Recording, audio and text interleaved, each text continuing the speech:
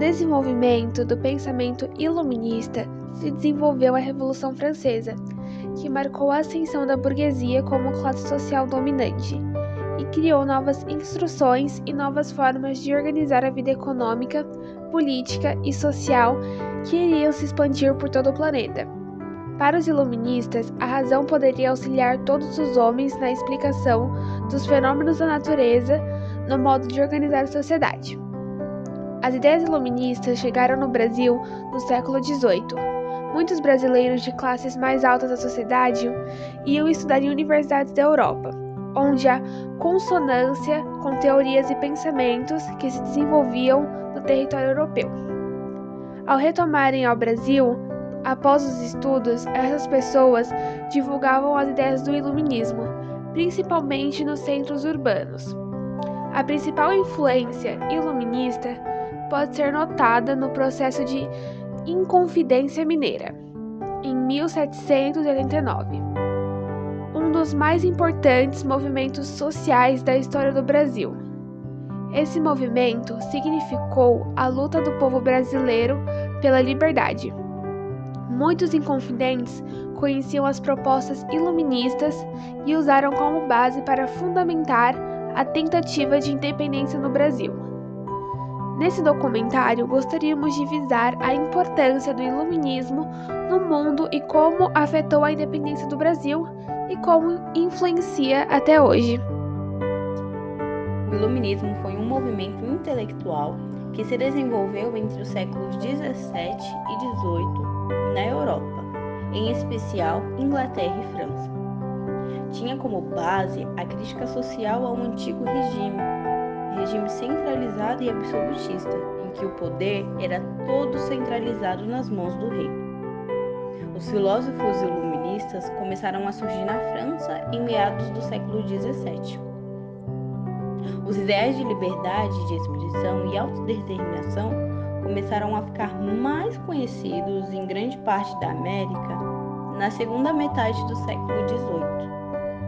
A principal influência iluminista, a partir da Guerra Norte-Americana, pôde ser notada na Inconfidência Mineira, que aconteceu em 1789, um dos mais importantes movimentos sociais da história do Brasil, contra a opressão do governo português no período colonial, usando como base a tentativa de independência do Brasil, transformação de colônia em república e liberdade econômica, de pensamento e expressão. Mesmo não obtendo sucesso, os inconfidentes conseguiram difundir ainda mais as ideias do iluminismo entre as camadas urbanas da sociedade brasileira. E essas ideias foram fundamentais na formação política do Brasil. Após Portugal ser ameaçado de invasão por Napoleão, pois se recusou a participar do bloqueio continental, a família portuguesa, com o apoio da coroa inglesa, fugiu para o Brasil, e uma série de mudanças começou a acontecer. A principal foi a transferência da sede da metrópole, que antes estava localizada em Portugal, e agora seria aqui no Brasil. Nesse período, a elite brasileira que aqui já estava desenvolveu um certo descontentamento pela presença dos recém-chegados, dado que a sua importância já não era mais a mesma. Outra mudança que vale ser citada foi a abertura dos portos brasileiros para o comércio internacional, acabando com o monopólio econômico que Portugal tinha sobre o Brasil no período colonial. Durante 13 anos, no período conhecido como Joanino, Dom João permitiu a criação de universidades, bibliotecas e centros culturais no território brasileiro. Enquanto isso, o povo português se sentia abandonado por sua coroa. Então, quando Napoleão perdeu seu império, os portugueses passaram a exigir o retorno do rei com a Revolução Liberal do Porto. O rei retornou a Portugal, mas deixou aqui seu filho Dom Pedro I como príncipe regente.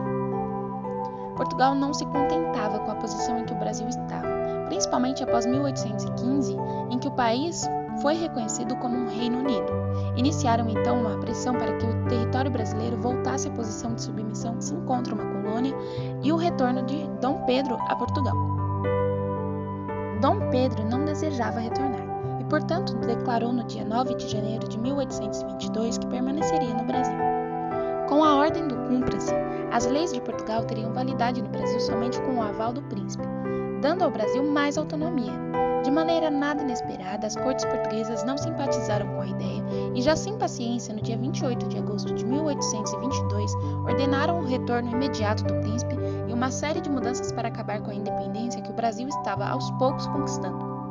Maria Leopoldina, esposa de Dom Pedro, juntamente com José Bonifácio, elaboraram uma carta ao príncipe que estava em uma viagem a São Paulo, convencendo-o de romper a relação com Portugal e declarar a independência do Brasil. O mensageiro conseguiu alcançar Dom Pedro e seus companheiros de viagem, quando estavam próximos ali do rio Ipiranga. E ali mesmo, às margens do rio, ele declarou a independência do país, com um discurso de independência ou morte.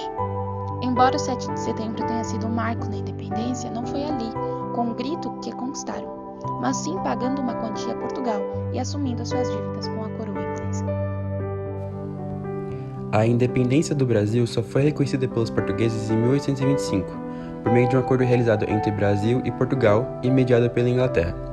Para que a independência fosse reconhecida, o Brasil teve que pagar 2 milhões de libras esterlinas, que foram emprestadas da Inglaterra. Após a independência, as coisas não mudaram. Nossas estruturas sociais, econômicas e políticas não tiveram grandes mudanças, mantendo o mesmo formato até o fim do primeiro reinado. E como dessas estruturas antigas, nossa sociedade atual sofre grandes consequências em diversas áreas. Esse retrocesso causou deficiências no nosso sistema econômico, nosso sistema de saúde e nossa cultura, principalmente na estrutura econômica, já que mantivemos o velho costume de manter o povo dominado pelos grandes poderosos da elite, que além dos problemas de dívidas públicas também causadas pela época da independência, é um dos principais motivos para a desigualdade social e financeira do Brasil nos dias de hoje. Nós, da turma de Humanas, realizamos uma pesquisa de campo para analisar o conhecimento da população atual sobre a independência. A pesquisa foi feita na estação da cidade de Franco da Rocha, pelas redes sociais e entre estudantes do município. No final, obtivemos 618 respostas e observamos uma predominância nas pessoas do gênero feminino e de jovens com faixa etária entre 16 e 20 anos. Dos entrevistados, 94% acertaram a data em que foi declarado o início do processo da independência brasileira e somente 79,7% soube responder quem a declarou, pois muitos confundiram Dom Pedro I com seu filho. Já nas questões políticas, 58,3% das pessoas acreditam que somos dependentes de forma econômica e independentes politicamente. 32% acreditam que não somos independentes na prática e o restante acredita que na nossa independência relativa, ou seja, em apenas um dos aspectos, ou em nossa independência total. Utilizando o gráfico da Auditoria Cidadã da Dívida, os entrevistados foram questionados sobre como o Estado brasileiro deve buscar a independência. 64,6% acredita que deve haver maior combate à corrupção, 21,7% afirma que deve-se atender às necessidades do mercado externo e 12,9% crê que precisa se reavaliar as questões com as dívidas externas ou parar de pagá-las. Por fim, questionamos qual a opinião das pessoas sobre as responsabilidades que o governo assume quando se declara independente.